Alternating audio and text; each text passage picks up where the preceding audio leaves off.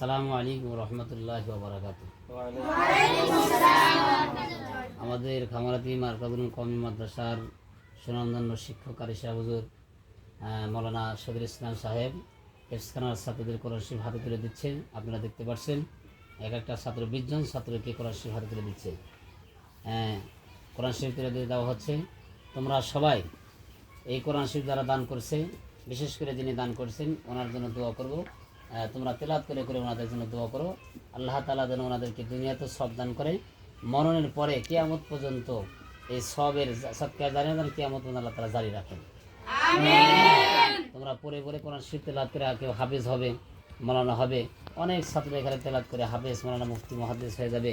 এই আমল যতদিন থাকবে ইনশাআল্লাহ এই তেলাওয়াতের সবগুলো আপনাদের কবরে জীবদ্দশায় নিয়ে কামড়ের মধ্যে যাবে এবং মরণের পরে কবরের সবগুলো সবকে যার হিসেবে কিয়ামত পর্যন্ত বুঝতে থাকবে।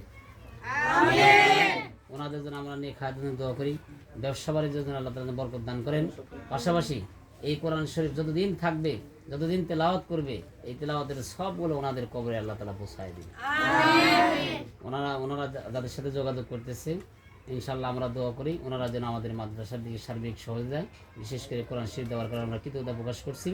পাশাপাশি হেফজখানার ছাত্ররা তোমরা পড়ে তাদের জন্য দোয়া করবে ইনশাআল্লাহ। তোমরা কোরআন শরীফ পেতে খুশি?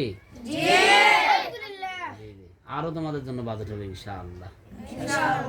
আর এই মাদ্রাসার জন্য তোমরা দোয়া করবা, বিশেষ করে যারা দিচ্ছে তাদের জন্য দোয়া করবা। আল্লাহ তাআলা যেন ওনাদের মনের নেক আশা আল্লাহ তাআলা পূরণ করে। আমিন। ওনাদের আত্মীয় দর্শক যারা কবরে চলে গেছে সবার জন্য আল্লাহ তাআলা কবর আযাব মাফ করে দেয়। আমিন। ব্যবসা বাণিজ্য সন্তানাদি যারা আছে তাদের জন্য নেক সন্তান বানায় দেয়।